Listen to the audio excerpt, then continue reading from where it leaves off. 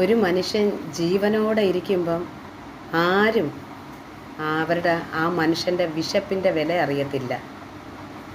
അവർ ഈ ഭൂമിയിൽ നിന്ന് മൺമറഞ്ഞു പോയി കഴിയുമ്പോഴായിരിക്കും അവരെക്കുറിച്ച് അറിയുകയും അവർക്ക് വേണ്ടി സഹതാപം പറയാനും നമ്മളെല്ലാവരും മുന്നിട്ടിറങ്ങുന്നത്.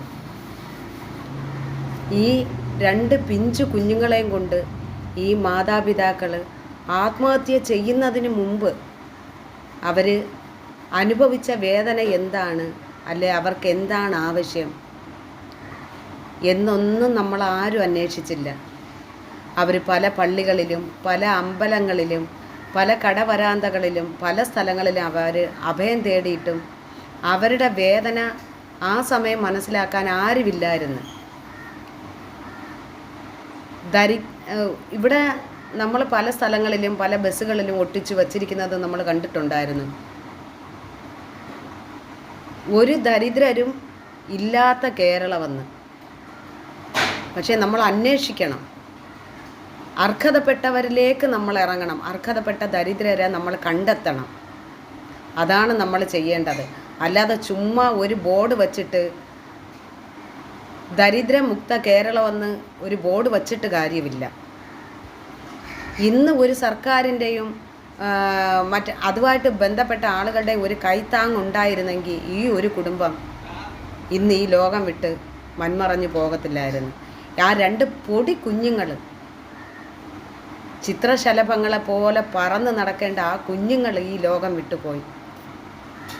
അവർ ഈ ലോകം വിട്ട് പോയി കഴിഞ്ഞപ്പം അവർ പോയ സ്ഥലങ്ങളിലെ CCTV ദൃശ്യങ്ങൾ അന്വേഷിക്കാനും അതെന്താണെന്നറിയാനും എല്ലാവരും നല്ല വ്യഗ്രതയോടുകൂടി മുന്നോട്ട് വരുന്നു. അതല്ല, ഒരു മനുഷ്യന് കൈത്താങ്ങാകേണ്ടത് അവർ ജീവനോടെ ഇരിക്കുമ്പോഴാണ്, മരിക്കുമ്പോഴല്ല.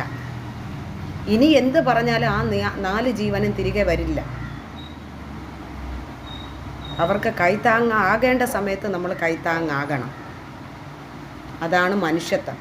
നിങ്ങൾക്കാർക്കും ചെയ്യാൻ പറ്റിയില്ലെങ്കിൽ അവരെ അറിയുന്നവർ നിങ്ങളൊരു വീഡിയോ ഇട്ടിരുന്നെങ്കിൽ പോലും ഈ കേരള ജനത നല്ല മനസ്സുകൾ, എത്രയോ നല്ല മനസ്സുകളുണ്ട്, മറ്റുള്ളവരുടെ വേദന അറിഞ്ഞ് സഹായിക്കുന്ന മനസ്സുകൾ, അവരെ സഹായിക്കുമായിരുന്നു. അവരെന്തെങ്കിലും ചെയ്ത് ആ കുടുംബത്തെ പിടിച്ചു നിർത്തുമായിരുന്നു. അതാരും അന്വേഷിച്ചതുമില്ല, തിരക്കിയതുമില്ല. ഇനിയെങ്കിലും ഒരു മനുഷ്യൻ്റെ വേദന അറിയാൻ ശ്രമിക്കുക. അതാണ് എനിക്ക് പറയാനുള്ളത്.